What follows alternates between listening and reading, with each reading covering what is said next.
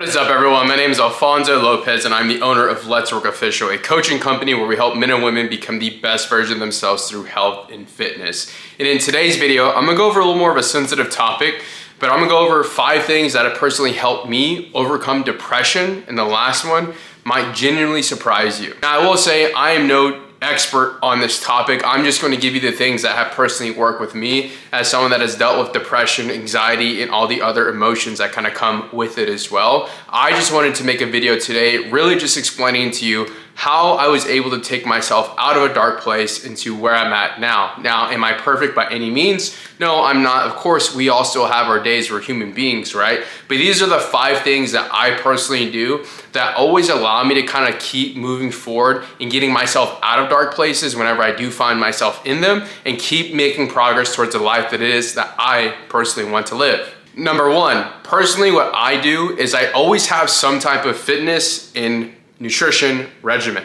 If you're someone right now that's struggling mentally and you don't have any type of fitness or nutrition regimen, I would highly recommend getting one. I know this sounds like very self-explanatory, right? It's like, we know that working out makes you feel better, but some people don't understand that. So it's like right now, if you're in a position where you're struggling mentally and you're also not in the best shape and you don't feel good about yourself already, getting into some type of health and fitness routine, man, is gonna be extremely beneficial. Personally, what I do is I do follow my own training program. It's just something that I always have done. I've always have made myself a training program regardless if I'm working with a coach or not. And I've also always followed some type of nutrition program. It just allows me to feel good about me because obviously there's an exchange for it in the sense of I get into better shape, I feel better about myself, and because of that, you're just naturally at a different level energy-wise. You don't really feel bad because you're feeling good about yourself. But I would highly recommend doing this. And I will say, obviously there's 2 of them, right? There's the training and then there's nutrition. I would just find one of them in the sense of pick either or. You don't have to pick both starting out, especially if you're new to it, and just get good at it. The one that I would personally recommend is the training in the sense of sign up for a gym membership, go on walks outside, do things that require you to move your body, because I promise you, whenever you're moving your body, there's a natural dopamine response, and natural hormones that are released that just make you feel good about you, which is a very easy way to kind of get yourself out of that place and get yourself out of your mind and start focusing on things that you're doing, because obviously when you're working out at a pretty high intensity too, you really don't have time to kind of think about these things because you're just so focused on what it is that you're doing now. So that is tip number 1 on what is it I would do next. And now let's roll into tip number 2, just here in a second. So now whenever it comes to tip number 2, I am a really big believer in routines. It is just something that personally works best with me. I am a very routine person. I like having structure throughout my day. I like knowing what it is that I'm doing. I like the tasks that I know it is that I need to do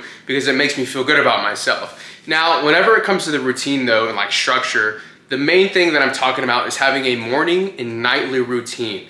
I do think right now morning routines are kind of one of those things where they can be extremely overkill to the point of hey, you are just kind of wasting time. And then there's the other perspective where it's hey, you really don't need a routine, just get locked in, go on with your day. I think that's kind of a buzz thing right now, especially within the health, not health and wellness space, but the personal development space, where people are screw a morning routine, you don't need that, and just get to work. And that's great, that works for some people, but personally a routine has just always worked best with me, especially with my routine. My routine is very simple. Each and every single morning that I wake up, I always obviously have the routine of letting my dog out, getting ready, drinking some electrolytes, really just kind of getting my body going, and then I sit down right here each and every single morning. Obviously the sun's out pretty bright right now because it's midday. But I sit here, and what I do is I drink my electrolytes. I normally turn on some type of Joe Dispenza 10-minute meditation. You can easily look that up on YouTube. If I had my phone, I'd show you. But then the next thing that I do is that I spend time in the Word. I spend time with God. I spend time journaling my thoughts. I also spend time reading the goals that it is that I have for myself out loud. These are the goals that I set for the year. Also some life goals that I want to accomplish throughout my life. But I literally sit here and I read the Word first thing in the morning. I get in touch with God. I say a nice prayer, not a nice prayer, I just say a prayer because it personally helps me. He's the one that I want to talk to. And then of course I kind of journal down some thoughts that I have. Another thing that I also have is I have this God's Promise to Your Everyday Needs book that was given to me through a mentor.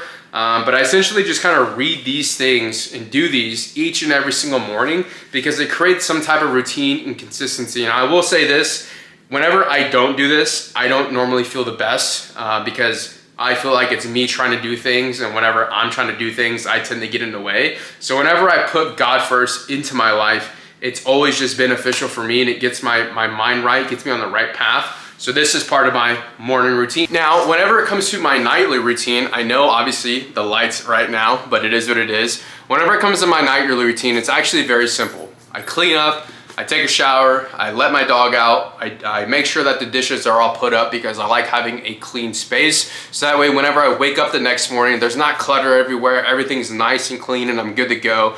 But then the last thing that I personally do, or the two things that I personally do that are last, is I read 10 pages of a book. Right now I'm reading this book, The Magic of Thinking Big. It is just a really good book that I always read once a year, but that is part of it.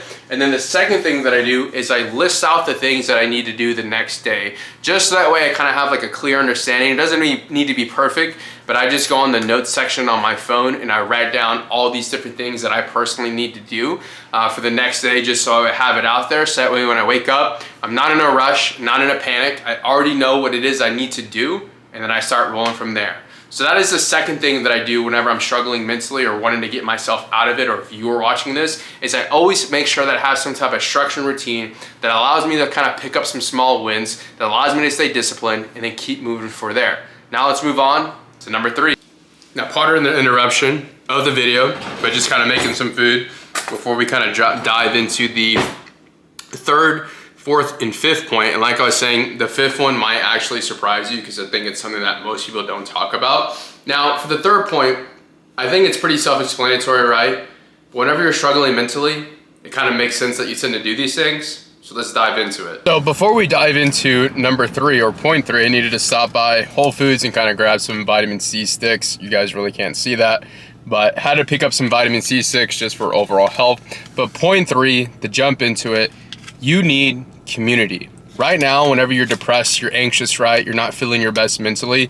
It's very, very easy for you to isolate. And whenever you isolate yourself, in my opinion, that's where the devil lurks. So if you're someone right now that is isolating yourself, one of the best things you can do, man, is find community. You can easily do this by going to the gym, going to church, going to other social gatherings with people that you want to be with, right? Because obviously the people that you surround yourself with is who it is you're eventually going to become. So if you're hanging around more depressed people, more anxious people, you are going to then just replicate that as well. So find people in your community or that you have similar interests with, build bonds with them, and I promise you it's going to make a world of a difference. Now, I did want to explain how I was able to find my friend group. I do believe that I personally have a really, really good friend group. All of my friends are fit and in shape. All of my friends go to the gym. All of my friends are in some type of business and doing very well with business. Now, how I was able to find those friends is that first I had to then work on myself and kind of like build myself to the point where I eventually ended up attracting those friends. So I kind of ended up leaving one friend group, finding another, but the only way I was able to find that is by going out and building myself. Because like I said, if you surround yourself with people that are kind of depressed, anxious as well, and like not doing the best, that energy is going to rub off on you, man. So find good people, build with them, continue to build yourself, and get out of isolation. Because like I said in the beginning of this point, isolation is where the devil lurks, and that's not where you want to be. Now let's head over to point 4. So we're back again with point 4, but before we do that, just picked up the essentials, some eggs, chicken, beef, got a random bag of cream rice over there. But to dive into point number 4, it's going to be letting go of expectations of yourself and other people. And here's what I mean by that. A lot of times whenever people are struggling with depression and anxiety, it's because they have this expectation in their head of where they should be or the things that they should be doing or how their life should look like, right? In my opinion, I really do believe that you should remove the word should from your vocabulary. This is something that I've heard from Alex Hormozi once that it really has stood with me. But recently as well, I've had a lot of people tell me like, hey man, a lot of times it's the expectation in our head that creates the suffering, that creates this depression, anxiety, or these negative emotions that we're experiencing. So it's really just removing the expectations on where you should be in life, and just removing that word should as well, and just not necessarily accept where you're at in life, but be honest with where you're at, and then where it is that you need to go. Another thing too, whenever it comes to expectations of other people, there's a really good quote that was told once from a therapist of mine that I used to work with a very, very long time ago that forever stuck with me. And it goes, unmet expectations create future resentments. So if you have these certain expectations for other people that they really don't know about and you're not voicing them, all that does is create resentment in your heart, in your mind, in your thoughts. And oftentimes that tends to kind of build up and cause some of these emotions that you may be experiencing. So it's really just eliminating expectations of where you think you should be in life and removing that word should, but also other people. I'm not saying don't expect anything from anyone. Like, you have to have some type of expectation, right? Because that's how things get met. That's how you progress, right? As long as you're willing to vocal those. But step number 4 is just really having yourself remove expectations from your life and just being honest and being real, so that way you then can continue to build from there. So that is number 4 if you're someone that is struggling with depression, anxiety, these emotions. And now let's jump into step 5. In this one, honestly, might surprise you. Now that we're finally back home, let's jump into the final tip if you're someone that is struggling with depression and anxiety. This is a tip that I personally have been using for years now, whenever I really kind of started to realize that I was personally struggling. And the tip is asking myself the question, what is it that I'm avoiding? What is that task, that conversation, whatever it is, right, that I know I need to be doing, that I'm not doing, that is causing me to feel these emotions? Because in my opinion, this is my opinion, like I said, so I want to make sure I put a disclaimer up there. I think for a lot of people that do struggle with depression and anxiety, it's because their body is trying to tell them, hey man, you're not aligned with who it is that you need to be. You're not aligned with who it is that you're wanting to become, right? And every time I would ask myself this question, what are you avoiding, Alfonso? And I gave myself an honest answer where it was, hey, you're not having that conversation, or hey, you're not leaving that job, or hey, you're not doing that thing that it is that you said you were gonna do earlier, and now in return, you don't feel good about yourself. You're depressed, you're anxious, you're dealing with all these emotions, where if you would just be honest with yourself and do the thing it is that you said you were going to do, you wouldn't be in this predicament or the situation. Now, like I said in the earlier, before I kind of started this clip, right? There is gonna be a disclaimer where it's like, yeah, sometimes you're gonna be struggling mentally where you need some extra help from a therapist or whatever it is that you decide to do, right? But each and every single time, man, I find myself in a dark spot, in a pickle where I'm just not feeling my best. I just always go back to that one question. What am I avoiding?